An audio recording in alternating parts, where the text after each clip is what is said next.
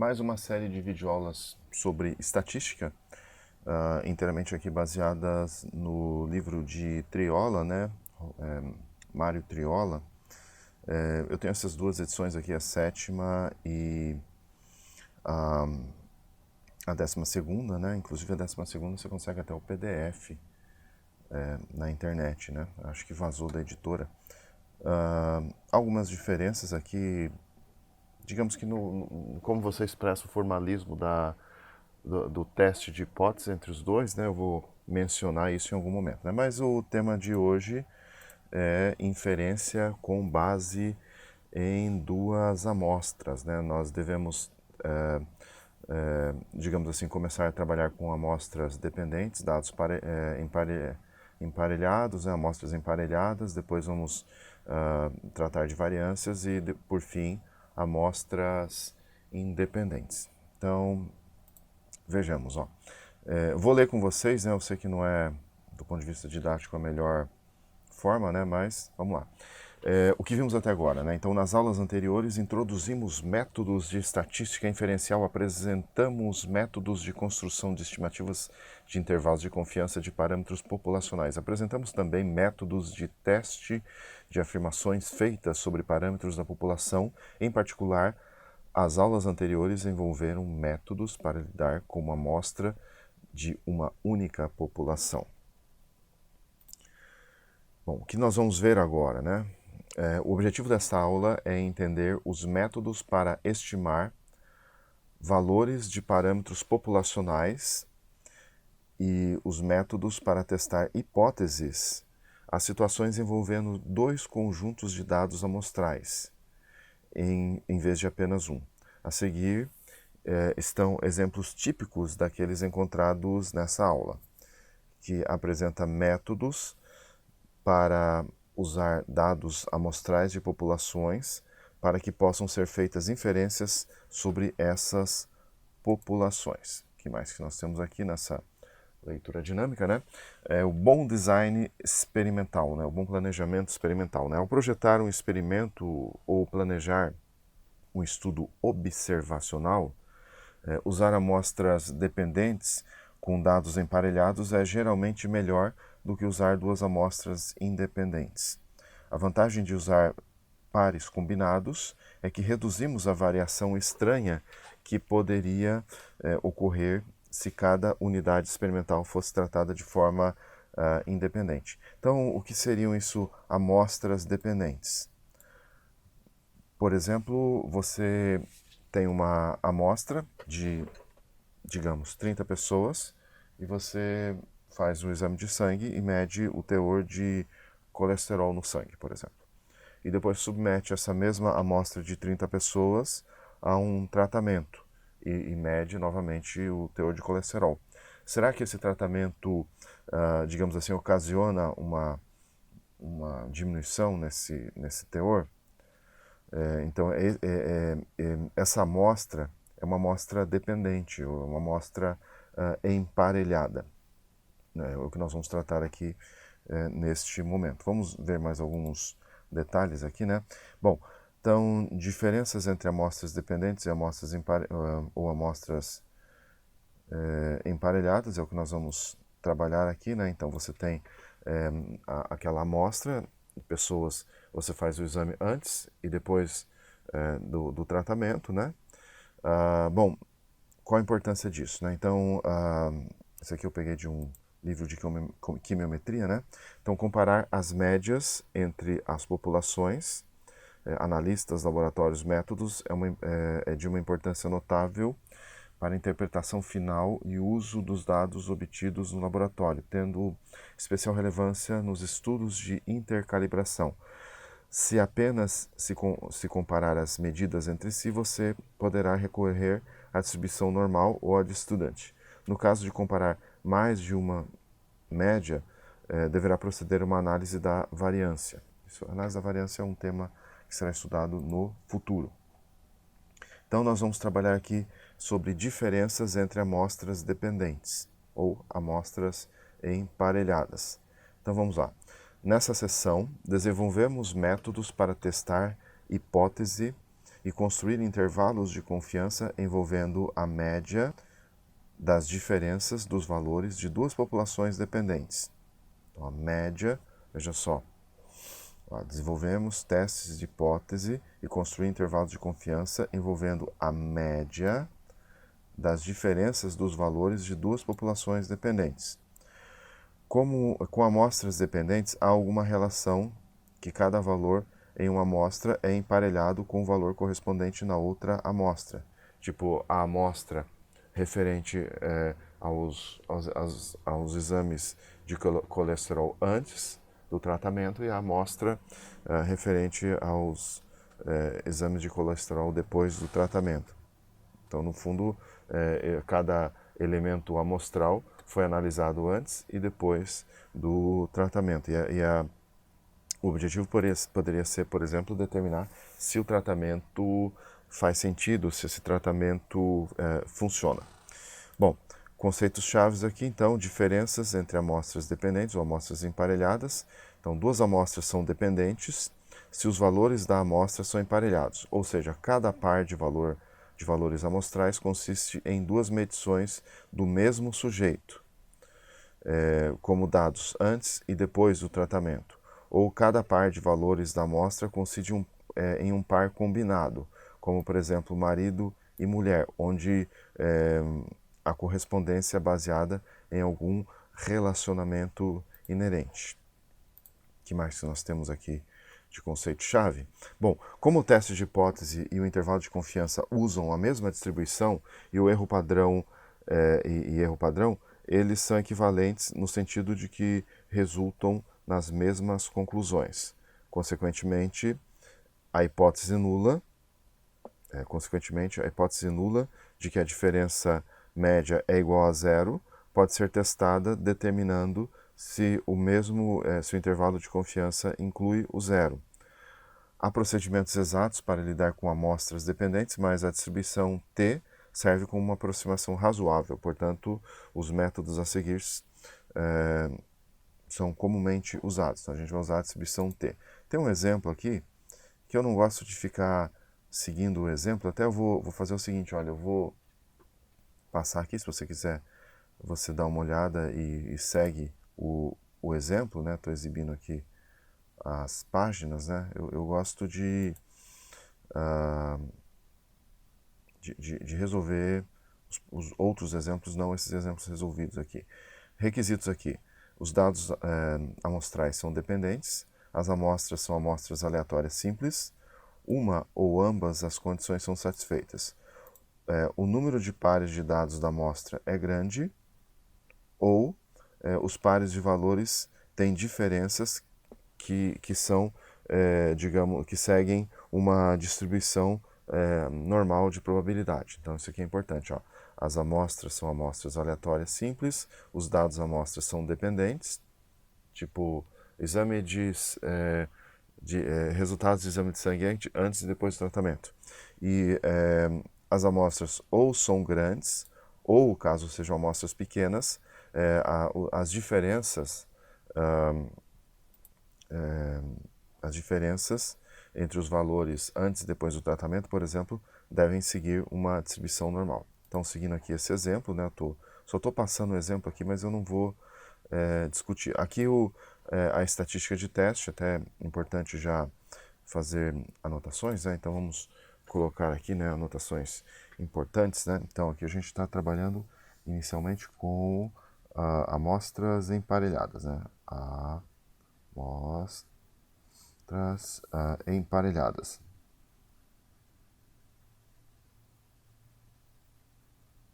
Então vamos por aqui, mudar de cor aqui, né? Vamos por aqui a estatística de teste. Então, estatística de teste. Então vai ser T vai ser igual deixa eu lembrar aqui. Cabeça. Tá aqui, né? Isso aqui, já estatística de teste. Então, diferença a média amostral das diferenças menos a média populacional das diferenças, digamos assim, conjecturada no no teste de hipótese, e aqui desvio padrão da diferença sobre a raiz do tamanho da amostra. E se você for trabalhar com intervalo de confiança, então, intervalo de confiança, como você calcula a margem de erro? Então, erro vai ser igual a T de alfa sobre 2, desvio padrão das diferenças, sobre raiz de n. Vamos voltar ao exemplo aqui, né? Então aqui está a margem de erro, caso você queira trabalhar com intervalo de confiança. O exemplo aqui, eu não gosto de seguir exemplo, talvez nessa aula eu siga o exemplo. Então, vamos lá. Exemplo, ó, use os dados amostrais abaixo com um nível de significância de 0,05 para testar a afirmação de que, para a população de alturas de presidentes e seus principais oponentes, a diferença tem uma média maior do que 0. Portanto, os presidentes tendem a ser mais altos do que os seus oponentes. Será que isso é verdade? Então aqui você tem a altura dos presidentes e aqui a altura dos principais oponentes. E aqui as diferenças. Existem testes para você verificar se essas diferenças seguem uma distribuição normal. Você pode usar um Excel, por exemplo. Então, a verificação dos requisitos. As amostras são dependentes, porque os valores são emparelhados. Então, você tem lá o presidente e o respectivo concorrente, né? A altura do presidente e a altura do respectivo concorrente. Os pares de dados são selecionados aleatoriamente e o número de pontos é 5, portanto a normalidade deve ser verificada. Então ele fez um gráfico Z normal aqui, enfim, um gráfico para determinar se os pontos são emparelhados, se eles seguem uma distribuição normal, como eles caem aqui na reta. Esse tipo de gráfico eu vou ensinar vocês a fazerem mais tarde, quando a gente for ver planejamento experimental, na quimiometria propriamente dita. Mas enfim, caíram na reta, então quer dizer que esses valores das diferenças aqui, eles são oriundos de uma população normalmente distribuída. Então qual que é o problema aqui? Ele quer testar a afirmação de que os presidentes são mais altos que seus oponentes. Então o que ele fez? Ele fez a altura do presidente menos a altura do oponente, e tem a diferença aqui, para esses 5 presidentes e respectivos oponentes. Então, qual que é a hipótese, a alegação? A alegação é que a média das diferenças é maior que 0, indicando que os presidentes seriam mais altos que os seus oponentes, em média. Se a reivindicação original for verdadeira, não for verdadeira, então nós temos isso aqui, ó, a média das diferenças menor ou igual. Então você está testando, ó, veja só, vamos ler de novo. Ó. Use os dados amostrais abaixo com um nível de significância de 0,05 para testar a afirmação de que, para uma população de alturas de presidentes e seus principais oponentes, as diferenças têm uma média maior que 0. Portanto, os presidentes tendem a ser mais altos que os seus oponentes. Então aqui você tem as alturas. Isso aqui, claro, diz respeito a eleições americanas, né? Esse é um livro americano. Então você tem as alturas dos presidentes e dos respectivos oponentes, e aqui as diferenças entre a altura do presidente e dos respectivos oponentes. Então ele quer saber se os presidentes são, em média, mais altos que os seus oponentes. Então aqui você tem as diferenças, você testa aqui as diferenças que parecem seguir uma distribuição normal. Então vamos lá, o que nós temos? A alegação é que a média da diferença seria maior que 0. Então essa alegação vai aqui na hipótese, aqui seria a hipótese alternativa. Então aqui faz de conta que você está lendo aqui o número 1, tá bom? Ó, aqui era para estar escrito 1, só que eu não estou conseguindo editar nesse momento. Então H1, hipótese alternativa, a média da diferença é maior que 0. A hipótese nula, que deve conter a unidade, a igualdade, veja, se a reivindicação original de que a média das diferenças é maior do que zero, indicando que os presidentes seriam mais altos que os seus oponentes, se a reivindicação original não for verdadeira, então a média das diferenças, a média populacional, vai ser menor ou igual que zero. O Triola antigo, ele colocaria aqui menor ou igual que zero. O novo, décima edição, ele usa igual. Então, a hipótese nula, aqui nesse livro mais moderno, você tem somente a igualdade, não pode pôr menor ou igual. Acho que deve ser algum tipo de convenção da estatística. Como é que você calcula a média amostral das diferenças e o desvio padrão amostral das diferenças? Com a calculadora, né? Cadê minha calculadora? Então aqui está a calculadora, né? Vamos ligar aqui. Então vou pôr no modo estatístico, né? Para cálculo de desvio padrão. Então aperto Mode. Aqui tem SD, tá vendo? SD, Standard Deviation, desvio padrão em inglês, apertar 1 aqui. E vou jogar os dados aqui. Então o primeiro valor é 19. Aperto N+, ó, N igual a 1, quer dizer que eu pus o primeiro ponto. Aí, cadê o menuzinho? Tá aqui, menos 12. N+, depois 8, M+, depois 0, M+, depois 1, M+. Troquei os 5 pontos lá, espero não ter errado nada. E aí vem aqui em Shift, segunda função, e aí ele acionou aqui essas funções em marrom aqui. Aperto 2, porque em cima do 2 está escrito SVAR, variáveis amostrais. Então eu vou querer a média das diferenças. Então eu vou apertar 1. Aperto igual. Vamos ver se bateu aqui. Aqui bateu, né? E o desvio padrão das diferenças. Então eu vou de novo aqui, vou apagar aqui. De novo aqui. Shift 2 é o desvio padrão amostral, então é o sigma de n-1. Algumas calculadoras vão colocar SX para desvio padrão amostral. Então vou apertar aqui o 3, igual 11,4, certinho, né? Então agora você calcula a estatística de teste, aqui. Então esse aqui é a média amostral das diferenças, aqui é a média populacional conjecturada para as diferenças, desvio padrão amostral das diferenças, o tamanho da amostra e essa é a estatística de teste. Você vai lá veja que o tamanho da amostra é 5 e você está fazendo um teste, deixa eu pensar aqui, um teste, bom, seria unilateral ou bilateral? Vamos pensar. Seria um teste unilateral ou bilateral? Vamos voltar aqui na questão. Ó.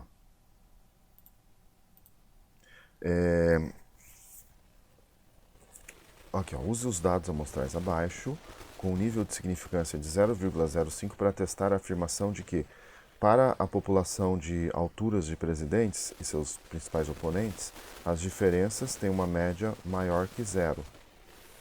Então, aí você tem isso aqui, ó.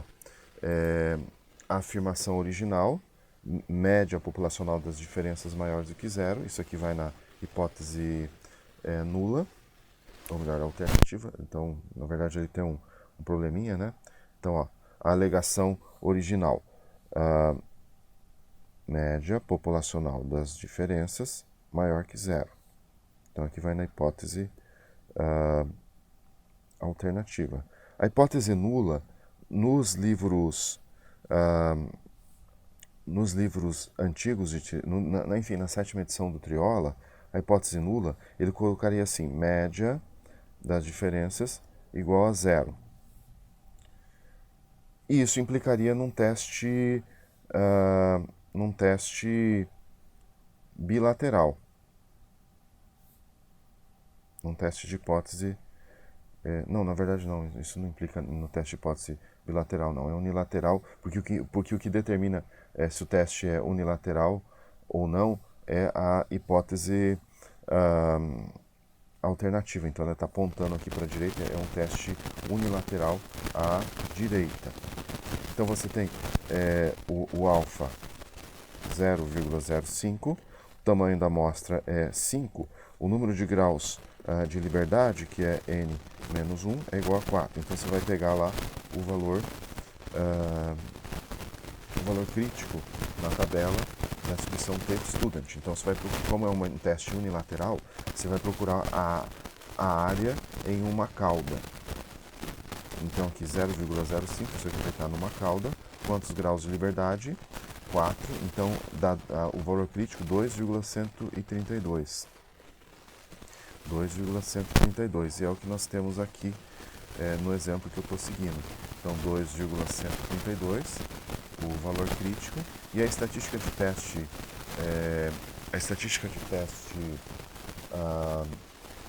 calculada não cai na região crítica. Se não cai na região crítica, você não pode rejeitar a hipótese nula.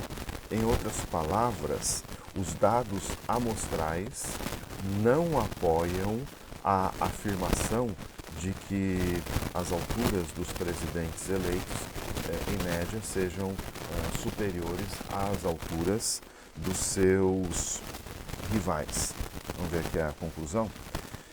Então, como a estatística de teste não cai na região crítica, não devemos rejeitar a hipótese nula. Conclusão, não há evidência suficiente para apoiar a afirmação de que, para uma população de alturas de presidentes, seu principal adversário, as diferenças apresentam média superior a zero. Então, não dá para você afirmar isso aqui.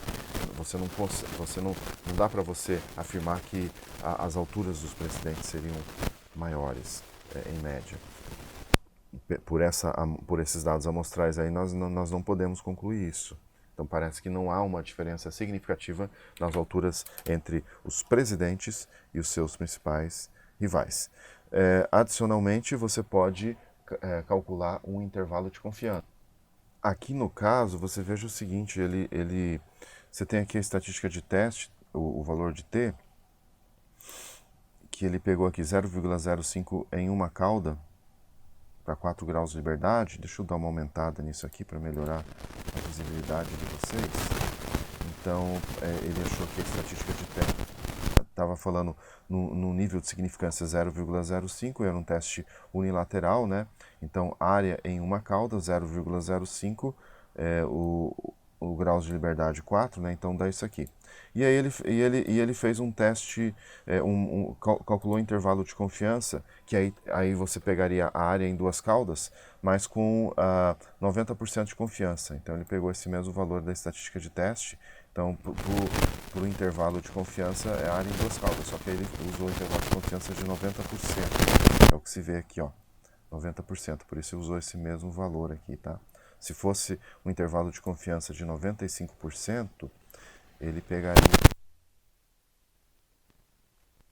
né? E repare que o intervalo de confiança passa pelo zero. Em outras palavras, você não pode rejeitar a hipótese nula de que a média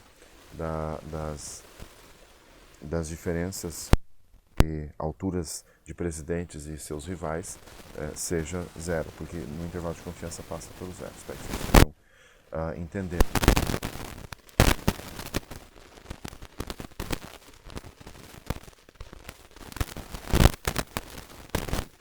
Diferença de altura do presidente, ou altura do oponente. Veja que o intervalo contém o valor de zero, portanto, é bem possível que a média das diferenças seja igual a zero, indicando que não há diferença significativa entre as alturas. Bom, essa aula já está um pouquinho longa, a próxima aula eu vou resolver exercícios lá do meu site, então até a próxima. Arrivederci.